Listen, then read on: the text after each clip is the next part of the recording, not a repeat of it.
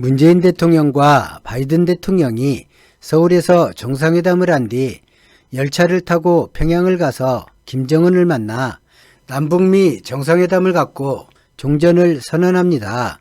문재인 대통령, 바이든 대통령, 김정은 세 사람이 다시 열차를 타고 동계올림픽에 참석하기 위해 북경으로 함께 움직이는 그런 일이 우리 눈앞에서 일어난다면 어떨까요? 다른 그림을 한번 그려볼까요? 돈 드는 일도 아닌데 이런 건 마음껏 해도 되겠죠. 바이든 대통령이 서울로 날아오고 김정은 국무위원장이 차량을 이용해 서울로 오고 서울에서 남북미 세 나라의 정상회담이 열립니다. 그리고 세 사람을 태운 대통령 전용기가 북경을 향해 날아가고 동계올림픽에 참석합니다.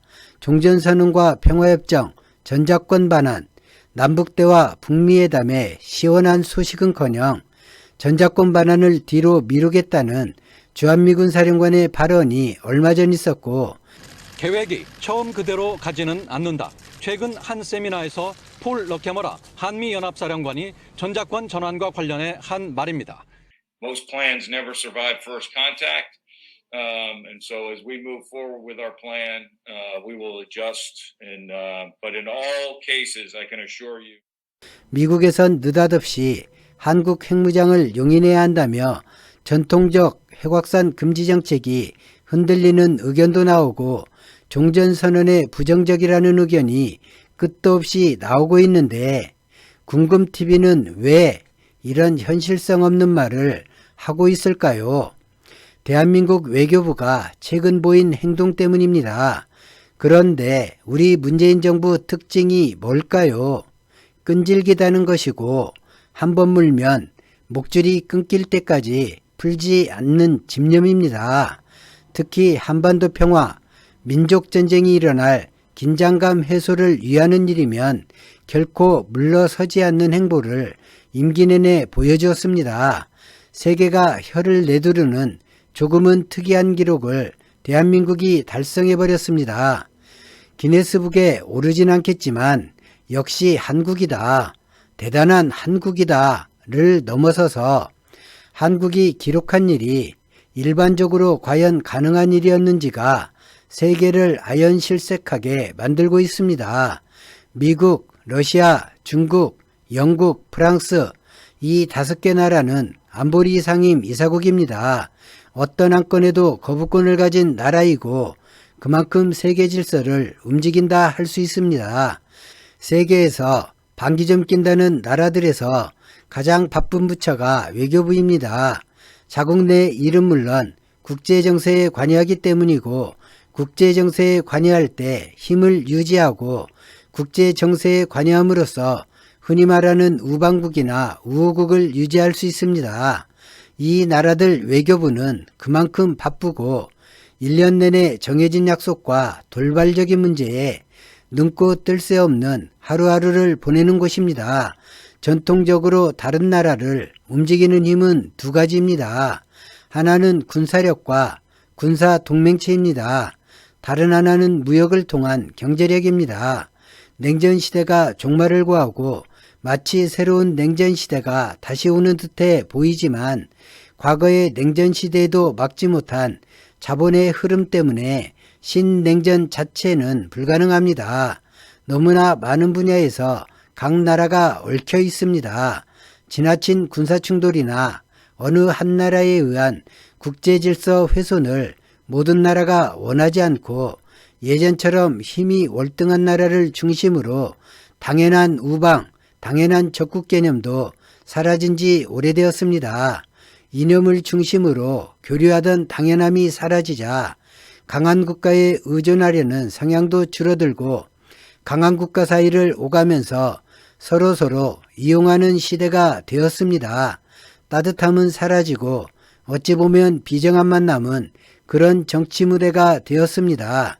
효용 가치가 적으면 대접받지 못하는 시대, 미국도 러시아도 중국도 영국도 프랑스도 절절히 체감하고 있는 국제 정세입니다. 이런 비정한 국제 정세 속에서 어느 정도 국제적으로 인정받는 레벨의 국가가 굳이 그러지 않아도 되는데 자신을 끔찍히 챙겨주며 대접해준다면 그 나라에 대한 감정은 어떨까요?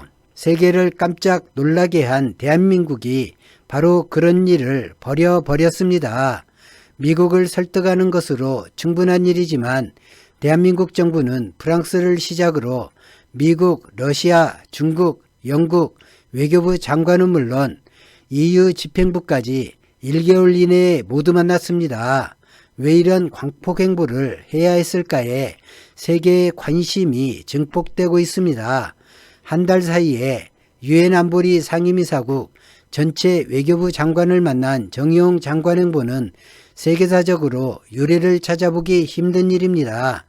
이런 정도의 노력을 기울였다면 당연히 그만한 이유가 있었을 것이고 상임이사국 전체에게 지지를 받아야 하는 대한민국의 현안이 과연 무엇일까 유추하는 것은 그다지 어렵지 않습니다.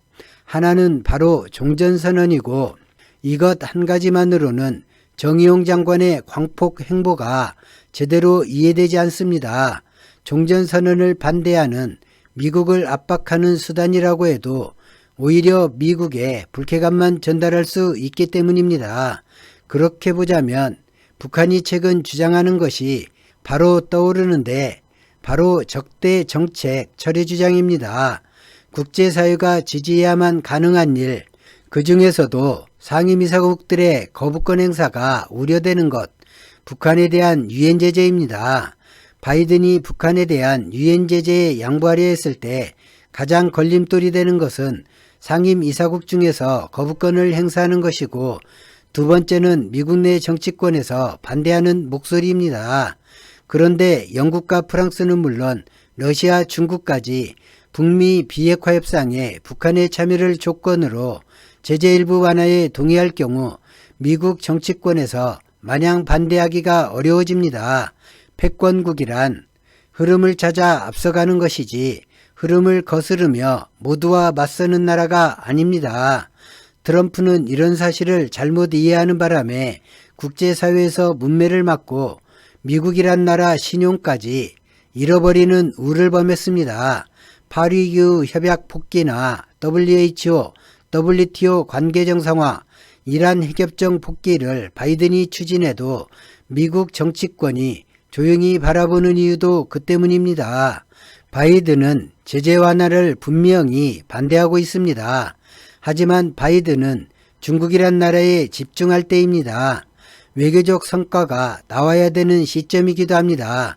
그런 조건에 가장 들어맞는 것이 북한 비핵화를 위한 북미회담 성사입니다. 현재 상태를 움직이지 않고서는 어떤 변화도 끌어낼 수 없다는 걸 바이든도 알고 미국 정치권도 모두 합니다. 더군다나 북한은 예측 가능한 나라로 보지 않습니다. 핵 능력이 향상될수록 미국 안보에 심각한 우려를 주고 대중국 정책에서도 부정적인 영향을 줄 거라는 것이 미국 조야의 공통된 시각입니다. 북한이 주장하는 주한미군 관련된 사항이나 한미동맹 해체 주장은 검토 대상이 될 수 없습니다. 그렇다면 이에 상응하는 다른 카드가 있어야 합니다. 북한 제재 유지 또는 더 강화된 제재 압박이 미국의 공식 정책인 상황에서 미국이 나서서 북한 제재 완화를 두고 공개적으로 다른 나라를 설득할 수도 없고 안 할 수도 없는 어려운 외교 환경이었는데 대한민국이 이 어려움을 대신해 준 것입니다. 대한민국이 이런 외교적 노력을 보이게 되면 한반도 평화에 대한 국제사회로부터 진정성을 인정받고 한반도 전역에 대한 당연한 권리를 인정받게 됩니다. 시간이 흘러도 동독과 서독이 통일한 것처럼 통일되어야 하는 곳으로 국제사회가 인식하게 됩니다. 한국의 광폭행보에 가장 당황하는 나라는 아마도 미국일 것입니다. 비록 원론적으로 제재 완화를 반대하지만 정치적 환경이 변하면 바이든이 선택할 경우의 수가 늘어나고 큰 정치적 부담 없이 선택할 수 있습니다. 바이든에게는 곤혹스러운 모습인가 동시에 상당히 반갑고 고마운 행보가 지금 동분서주하는 한국 외교 모습일 것입니다. 미국을 제외한 나라들 입장에선 대한민국의 부탁이 부탁처럼 들리지 않고 상식을 넘는 존중을 받는다는 느낌을 받을 것입니다. 대한민국이 굳이 이처럼 자신들을 만나 지지를 부탁할 필요가 사실 없기 때문입니다. 러시아와 중국은 안보리에 북한 제재 완화 결의안을 낸 상태인 나라이고 영국과 프랑스는 자국과 관련이 없으면 미국 정책을 대체로 지지하는 나라입니다. 따라서 대한민국은 미국에만 집중해도 되는 것입니다. 저간의 상황이 그러함에도 굳이 자신들을 찾아온 한국이 특별하게 보일 것입니다. 바이든이 정책에 변화를 주려고 의견을 물어오면 이 나라들이 한국이 부탁한 내용을 떠올릴 것입니다. 한국은 안보리 상임이사국 외교부 장관을 만나 한반도의 완전한 비핵화와 항구적 평화 구축을 위한 안보리 이사국들의 지속적인 관심과 협조를 당부했고 이 내용이 공식적인 외교 장관회담의 전부입니다. 비상임이사국들의 찬성도 중요하지만 비상임이사국들은 상임이사국들의 영향권 내에서 자유롭지 못하다고 보면 될 것입니다.